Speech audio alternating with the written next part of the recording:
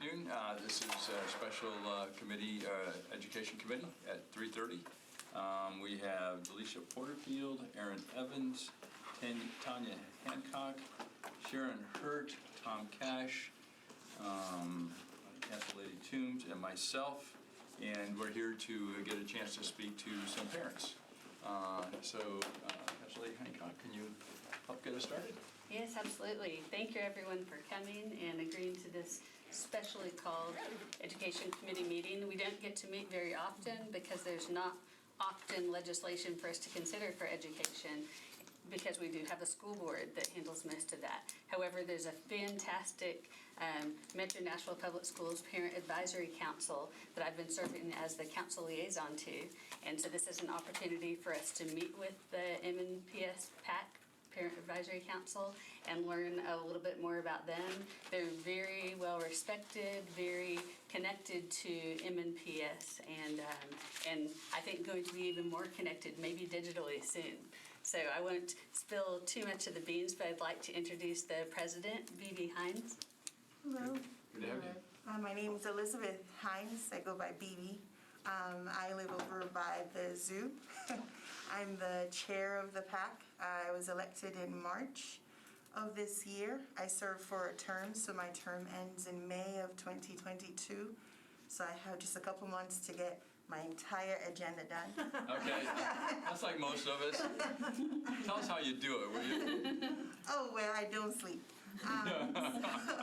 I'm glad that Councilwoman Hancock agreed to be our liaison. I met her when we were working on the textbook survey and back in January, right before the shutdown. So we would just like to tell you what we do and how we do it. But before that, I want to introduce Anne Marie. So I'm Anne Marie Farmer. I am the Hillsborough Schools coordinator for the Metro Schools PAC. So I help coordinate all the school PAC reps from the Hillsborough cluster schools. I've been involved with the PAC for a number of years. I got two kids. I've got a rising 7th grader at J.T. Moore Middle School and a rising sophomore at Hillsborough. So I've been around for a while and got 6 more years to go with Metro. So I went to Metro. My mom taught in Metro. I feel like it's been my my world for a long time. Yeah, just really happy. Really appreciate y'all. That's great. Meeting us and talking. So Yeah, if you just let us know your organization, your purpose, that would be great to hear your comments. Thank you. So what we do is we are collecting feedback, questions, concerns from parents, and getting that over to MNPS. Like I said, I'm the chair. We have a vice chair and we have 2 secretaries. And one of our secretaries, she may come in a little late. She's coming in from Hermitage. The way we have everything broken up, we've got clusters. So there's the Overton cluster, which is where I live, the Hillsborough cluster, White Creek's cluster, Cane Ridge, and so on. Each cluster has a coordinator, and they work with reps from each school in MNPS. We usually recruit our reps through the principals because the principals know the community better. So we do work closely with the principals. Sometimes our PAC reps from the schools are PTA presidents or PTO presidents, but we don't want to burn them too much, so we're always trying to get other people to do this. We have meetings right now where we're just planning, trying to get everything together, but we have our first district-wide PAC meeting on August 31st at 5 p.m. And it's the MNPS has agreed to allow us to use their boardroom meeting where they have their school board meeting. School board meetings, great. And what we want to do is for people to recognize that room, but also know it for doing other things. Right now it's known for one event. Yeah. So we want to try to have some more events in that space. MNPS, as you know, has a student advisory council and a teacher advisory council. So we are the parent advisory council. And our hope is that as we get more members to participate and more parents to participate, we'll be able to filter some of the questions and concerns to the right folks, but also we want to get information from MNPS to our parents in orderly manner. I think right now we've got so many parent advocacy groups, so we're not an advocacy group, we're an advisory council, so we don't approach the board with, and use our 3 minutes to complain. That's not what we want to do. We want to work with the board and MMPS to resolve everyone's issues, because all of our clusters are very different. Issues that you have in Hillsborough are different from Overton, are different from Glen Cliff. But if you don't work with all the folks, all these different clusters, you may not know, you just will know your own problems. So Do you work directly with your school board member, like in each cluster? We have a board liaison, Emily Masters. Okay. She actually runs the advocacy committee for MMPS school board, and so we fall under her group. So whenever we have any questions for the board, we ask those questions through Ms. Masters. And she was invited, but she's on vacation this week, so she sends her regrets. So it's involved in your structure at the MNPS, this is all? Yeah, except we've worked closely with them. Okay, in establishing and rebuilding the PAC, but they are an independent voice. Okay. So understand it's not something that is an echo chamber. We want to hear from them and hear their voice. It is not controlled by Metro Schools. But you're comfortable recognizing? Oh, and absolutely. working with them? Okay, good. I Absolutely. just want to make sure, you know, where we all stand on that. That's great. Hi, how are you? I'm doing well, how are you? I'm staying out of trouble? I think. Hold it. Well, let me count to 5. Good to have you. So what would you like to share with us? We are, our purpose is to support the school board and MNPS through budget finance. We had some great consistent meetings talking about common policy and issues so that we were able to understand it before the budget hearings. And as an education committee, as Ms. Hancock has suggested, we usually only just meet to talk a little bit more about legislation that might occur at Metro Council. But, I think creating those channels, you're all in our neighborhoods. So what we can hear from you and help in any way. Clearly, the school board sets policy and then MPS executes, but we're here also as supporters too. So love to hear from any concerns or comments or anything that you might want to share with the committee. Yeah, my degree is in civil engineering, and so I want to address public transportation. I want to address housing. I want to address all of those things that affect our schools but can't be controlled, I guess, by MMPS. And so that's where we were hoping that we could talk to you about those things. I know Anne Marie wanted to talk specifically about cost of living and housing for our teachers. Oh, yeah, I was thinking of one thing. I think one way we might be able to partner is that if there's an issue pending and you would like to hear from parents, we're available. If it's a specific school cluster or area of town, we can direct you to the PAC reps in that area. If there's general feedback you'd like to know about what does this policy look like on the ground and you'd like to speak to parents, just know that we're here and who we are. And I just say one thing, obviously from my understanding, one of the big influences the council has is just with the Metro Schools budget. And I think that the increase in teacher salaries was a great step in the right direction, and it's huge, because I can tell you at the middle and high school level, we see teachers leaving because they, particularly in some fields, they can make a lot of money doing something else, with the skill set they have. And even if they love teaching, when you have a family to raise, you have certain responsibilities to your family. And so retaining excellent teachers is a challenge with the high cost of living in Nashville. Sure. And if you were going to move to, let's say, Rutherford County, Cheatham County, where you can afford a house, well, then it's easier to teach there too, right, and not commute. So I just want to say thank you for the the emphasis on teacher pay, and just a plea to don't consider the job done or leave it static for years and years. It's going to continue to be something we need to move forward, because we have some wonderful, wonderful teachers in metro schools, and my hope is that we can keep them. So, Yeah, Mr. Cash? Go ahead. You were, I don't.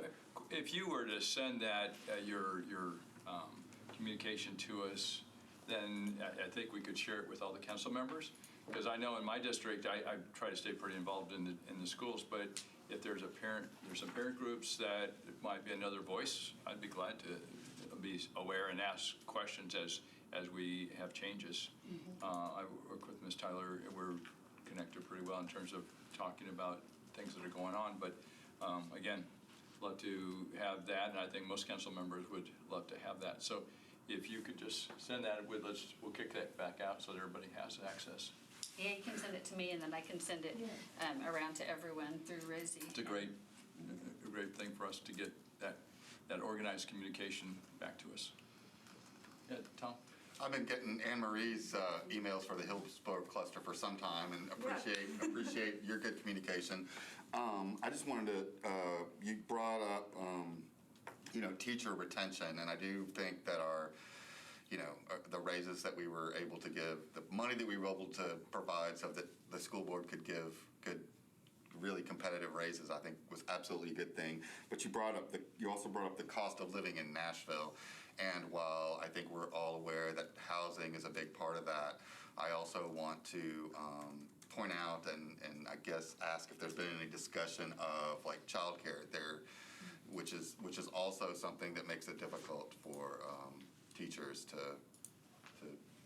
get by, because if they have young children that aren't school age yet, they have a real hard time taking, affording that, because it can be pretty expensive.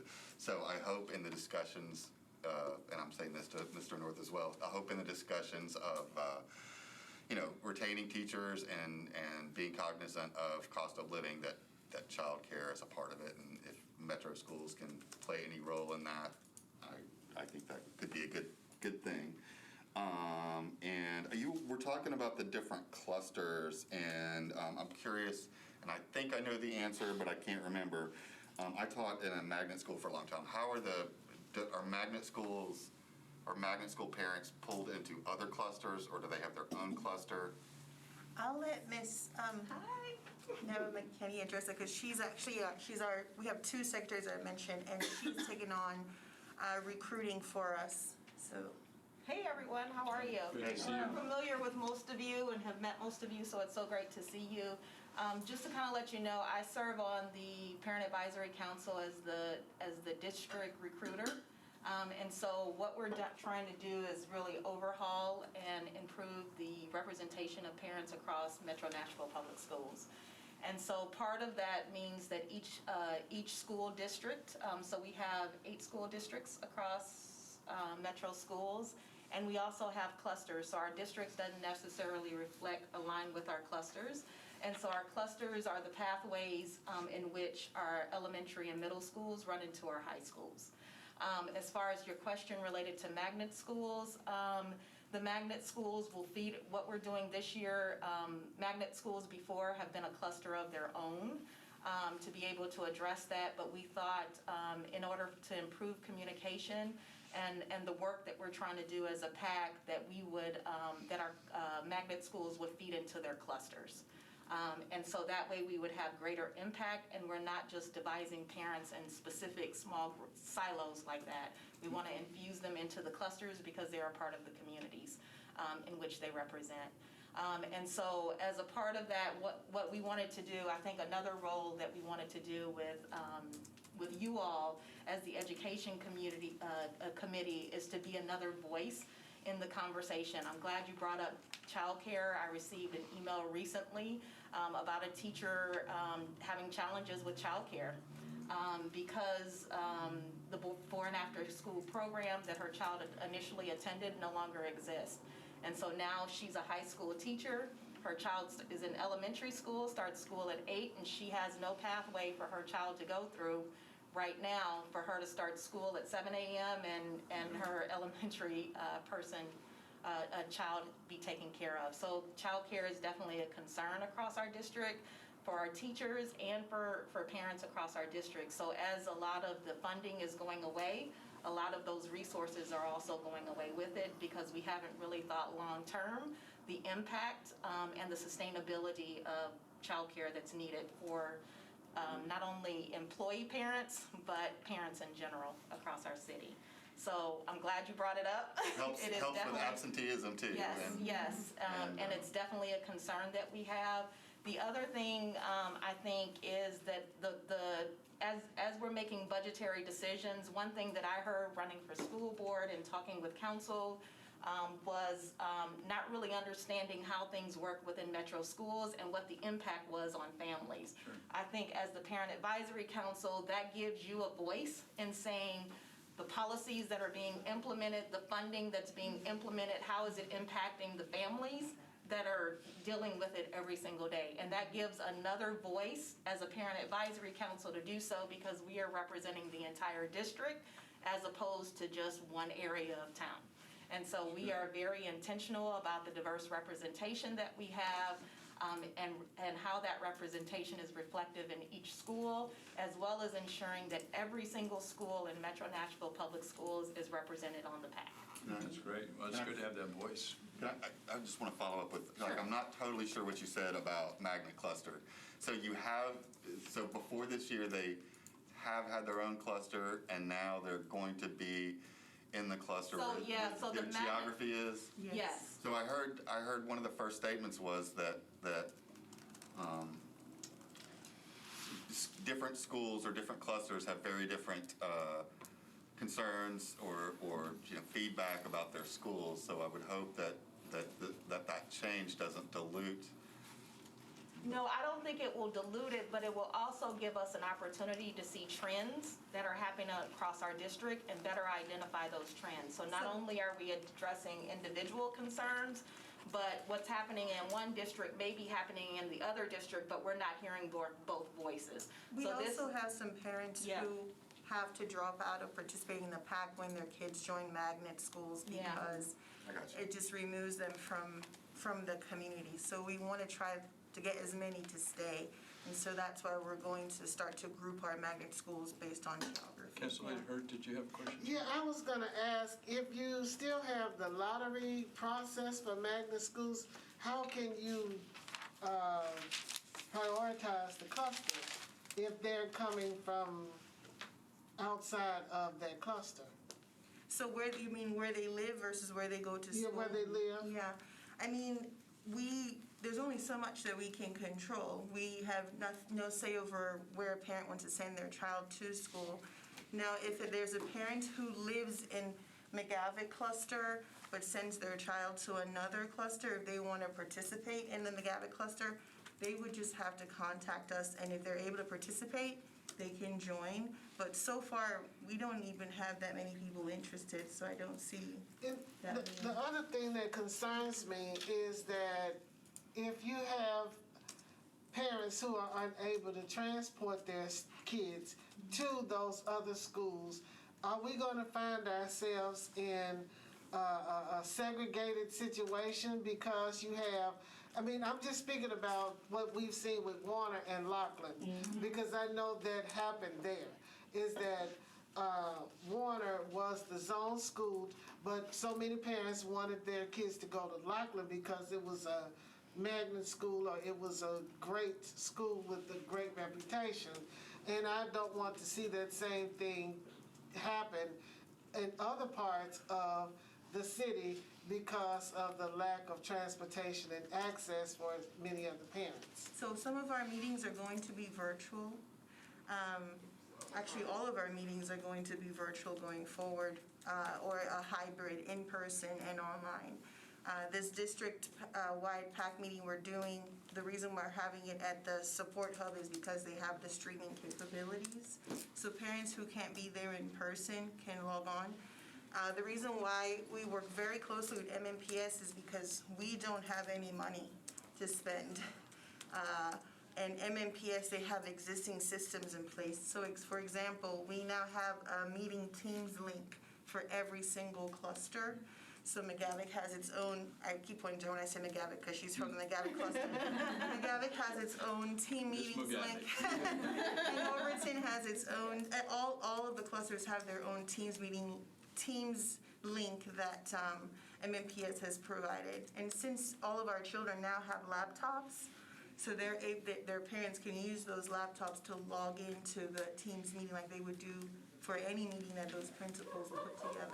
Well, and Councilman, I would say that, I was just gonna throw, we don't have any say over student assignment, or that kind of thing. What we're trying to do is set up a system to be as inclusive as possible and get as many voices to the table as possible. And the PAC is really restarting again after a number, we're like moving forward with the PAC being active again after several years of being dormant. So I think things will probably change year to year as we see how it works out. And if we try a certain way of doing things and We're pretty flexible. yeah, And as also- problems arise, we'll adjust. And also, try as to I be- said earlier, Ms. Masters, she runs the advocacy committee for MMPS. And so a conversation I had with her before she went on her vacation was, I want to get feedback from NOAA, from Nashville Propel, from Equity Alliance, all the advocacy groups that she knows, because she meets with them at different opportunities. And so she said she would speak to them and make sure that they're aware that we are here to receive that information as well. I'm not a member of, I'm a member of Nashville Propel, but not Equity Alliance or all the others, so I don't keep up with everything. But since they do speak with Ms. Masters, I'm hoping that information would also filter down to us. And our town hall meetings, which are going to start happening in September, the town hall meetings will be on the 4th Tuesday of every month, be at the same location. MMPS directors of various departments will come and give a presentation, and then we'll open a Q&A session for the parents who are present either in person or online. The first one in September is going to be on diversity, equity, and inclusion. So Mr. Hughes will be the one to kind of kick off the year. We'll have another session on school nutrition. We're going to have one on security, transportation. So we want to have a topic each month. And the hope is that the various clusters would also pick up on those topics as well when they meet for their own meetings. Councilwoman, I think to address your question related to ensuring that every voice is at the table, I think that is why we're being very intentional to ensure that we have every parents represented from every school to ensure that their voice is a part of that conversation. And so while we can't control parent choice and where parents are going, we can control representation from each school. And so we are being very strategic and intentional in ensuring that we have representation from every single school across the district. And including our charter schools, yeah, too. that represent, and we also have our charter liaison that will be working with us as well. So I heard any more questions? My other question was about masks, and I don't know if you all could have any influence, but I was wondering if, the face shields could be given to the kids as opposed to a mask, because the mask can be somewhat restraining and smothering. And the mask, the teachers will be able to identify the students.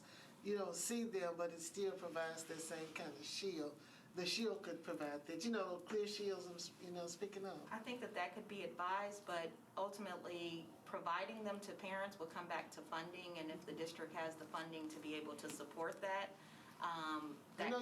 y'all got millions of dollars for COVID. but we don't make decisions, parents don't make so we can make that suggestion, but as far as funding is concerned. You don't make the decisions, but you can advocate. We can advocate and have that conversation. And advise that. But I think even in that, you're having that debate, because even among parents across our community, probably council members, people within schools. There's a debate on whether we should have masks or not have masks, whether we should wear these masks or wear. Well, that's why I was the suggesting thing. the And so I shields, think- because the shields provide some coverage, but it also offers some Right. freedom in terms of breathing, and it gives the teachers an opportunity to see the student and get to know the student, and they get to know each other. This is the role we're playing in regards to masks. On Thursday, this Thursday, there's going to be a Q&A session with Dr. Rosemary Hunter. David Plazas from the Tennessean is going to be receiving questions from parents to ask her. Bethina will be there.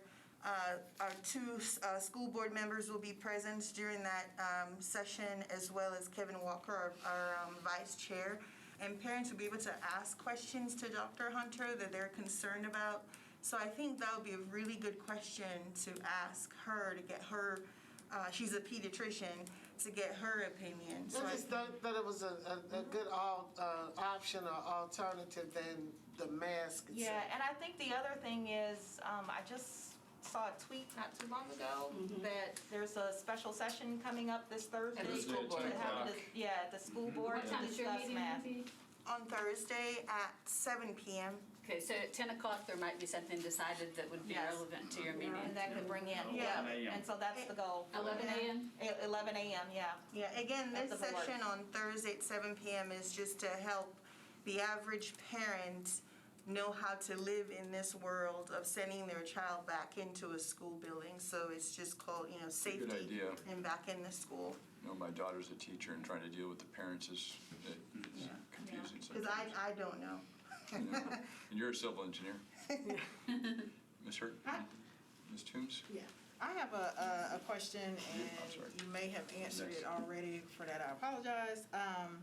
But I have 3 children in MNPS, and I am very active in the PTA at my children's school. What is the benefit to me as a parent to also be active on the parent advisory committee? If you are a PAC rep, then you would be active in the PAC rep. But if you're just a regular parent, you would go to your PAC meetings. So for me, before I became chair, I was just a regular parent, and my children go to Norman Binkley Elementary School.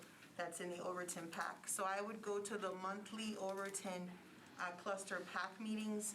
They would have presenters there. That's where I learned that. We had a council member who came and said the loudest wheel, squeakiest wheel gets, I forget the expression. But I learned that at a PAC meeting. I didn't know that before. I learned about all the various principles at my cluster. I learned about what a BEP is. Those were things I didn't learn at a PTA meeting. So that's what I benefited from as a regular parent going to my PAC meetings.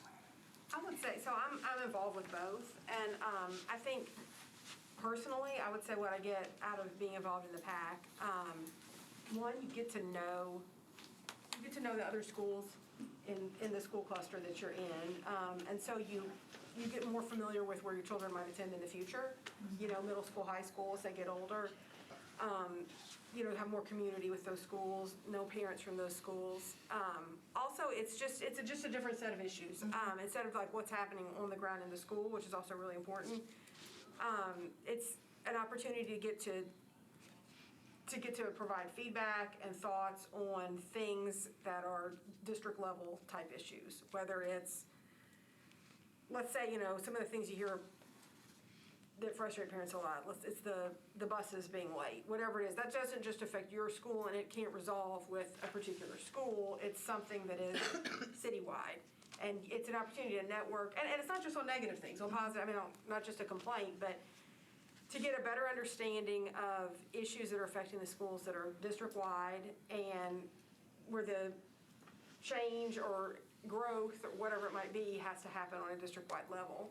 Yeah, and I have twins. I don't plan on having any more kids. I don't have older kids. So I haven't gone through the whole system, elementary, middle, high. I'm just starting out in elementary, and this is it. So when I go to the Overton PAC meetings, I meet other parents who have middle schoolers. So I get to learn about like what their life is like. Like I learned about the Cambridge program at my neighborhood middle school. And so just hearing, the bad stuff that people talk about our neighborhood school, I heard some really interesting and really good stuff about my middle school. And I definitely wasn't getting that at the PTA meeting because the focus there was raising funds and supporting the teachers in our school. Good. I think to add on to that, what the district is trying to do also is to create a true partnership and have a true voice from parents within the community. And I think part of the goal of the PAC is to provide that role. So there's some new initiatives coming out with the district, and they're really wanting parent voice as a part of that decision-making process.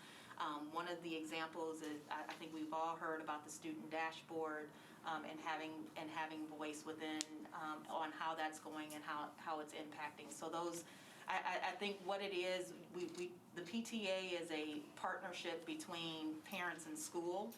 The PAC is a partnership between parents and the district as a whole to help really leverage the voice that we have seen needs to happen prior to the pandemic, exacerbated by the pandemic, but really making that effective change to say, hey, this is the true partnership that we want, and we want to make sure that we're leveraging the voice of families within those decision-making processes. Thank you. Thanks so much, Athena. Ms. Hancock, you had a question? Yeah, well, I just want to say that I'm a little envious of Council Lady Toombs and her involvement with the PTA. The organization at my school meets on the third Tuesday evening of every month, and Vice Mayor said I had to be here. I want to touch on childcare. When I heard childcare brought up, I think of preschool childcare, and you were talking about elementary. So is it, we do not have fun company at every elementary school, is that correct? Nope. Is that a goal of parents of the school? I think it would be helpful. Yeah, we haven't addressed that. Yeah, it PAC-wide, but- depends on the involvement of the parents at that school. I know that an elementary school down the street from me, they have fun company in the summer. And I didn't even know that was possible. So it's different at every school. Right. And then, Yeah, some schools have fun company, some schools do not have fun company programs. right. And my last topic, and I didn't mean to set off a,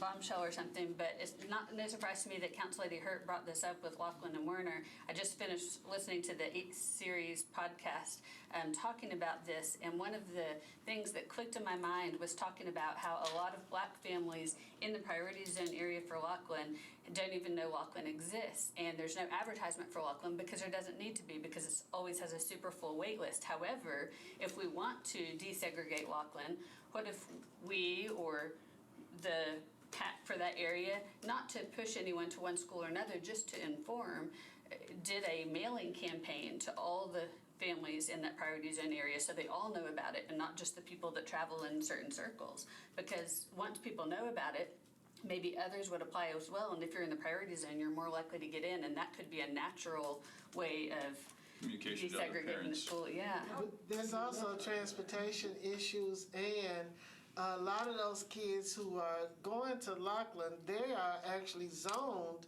for Warner, but they, submit transfers. But a lot of them walk because they live in that priority zone area. So I'm not saying it, for the transportation issues, I know that's a thing with magnet schools, but if you're in the priority zone area within a mile of the school, you can walk within a mile. And what if we mailed it to those folks, just to make sure everyone knows about it and not just certain few? One of the things that I've done already is I've called and left a voicemail for Principal Ricky Gibbs. I want to introduce myself to him. I did listen to that podcast as well. The other thing that the PAC is doing is that we are partnering with the Nashville Public Education Fund, the folks that put together the documentary By Design, and we're going to partner with them and the library and air this documentary at 8 different locations all across the. Are you familiar with the documentary? Yeah, Yes. I went to the initial showing. The initial showing, yeah. So we're hoping that by viewing this documentary, we can start to have these honest and open conversations about our schools. I'm an immigrant to this country, and my first attraction to this country was my 8th grade class. And I told my mom, I'm like, if I walked into some of the schools I've been in as an MMPS sub today, and I picture myself walking into that class, I probably would told my mom I wanted to go back to Nigeria. So I honestly think that our schools represent our city. And so our classrooms, our school buildings have to represent what our city stands for. That's, whether I'm a chair or a teacher in the future, that's my belief. And so we're hoping that we can educate our parents and know that we all have to make some kind of sacrifice. We're talking with our teachers also. We're just having conversation because if we have to talk about this honestly. That's good. The planning meeting, that's why everybody. Oh, yeah. Because they don't love you, but there's a planning meeting going on, but it was great to have you here. Thank you all very much. No, it's just our standard The standard council. 5 months. Council Planning Committee meeting. Gotcha. It started at 4. And so. And it's over. Oh, it is? No It was way. like that, yep. It was Was all, everything on consent? everything was on consent. You could send us information that we could share. Yes. And we can forward it to the council, because I think I know in my district, if I had more parent groups, I know a couple of them, but, I'd love to be involved more. So I think all of us Which are in this. cluster is that? Is it I'm Bellevue? at Hillwood, HG Hill, Okay. West Mead. We need a PAC cluster coordinator, so if you If you send that to me, I'll forward it. I know getting parent groups, I know it's tough. Yeah, and we're also working with Ms. Tyler to get some representation from over. Our from the website was schools over updated there. yesterday, so everything you need. Well, HG Hill's Community Achieves now, and Maggie Dix is, and she's pretty active. I spent some fair amount of time with her, and so she could probably help us maybe find that help. Just so you know, we're done. Oh, you Oh, are? thank you. That was gonna be what I was We're gonna ask. completely represented over Oh, here. okay, good. I got my last two. Anything else that you would like to share? Really appreciate coming, and thanks for Ms. Hancock for letting us know about this. It is a piece that we hear about, but we don't have any coordinated response or communication. So great idea. I'm glad you were able to make it, and thanks for your comments. So hopefully we hear more. Do we get the lunch now or later? That's right. Any other questions at all? We're all good? I was going to just point out, following up on Councilmember Hurt's great question about transportation and diversity, that some of the magnet schools, not just academic magnets, but choice schools, have some of the most diverse student bodies in terms of really representing the populations of Nashville, rather than the demographics of a particular neighborhood or part of town. Yeah. I And would so love that's to why talk it's to so you important about- for us to make sure that we're getting that diverse representation, because even if we take race out of the picture, we're talking about socioeconomic diversity and all the other different diversities that we want to see, and that representation that we want to see. And so we just have pockets of voices that are just not being heard, and they really need to be at the table. So if we can get the representation by each school, then we are getting some of those voices that we haven't gotten in the past. No, so it's good, and it's nice to have an organized, hopefully better supported for you to grow. Thanks, Athena. Thank you. Any And so other- and so I think moving forward, in addition to Metro Schools, I think you guys are an integral part of decision-making as well.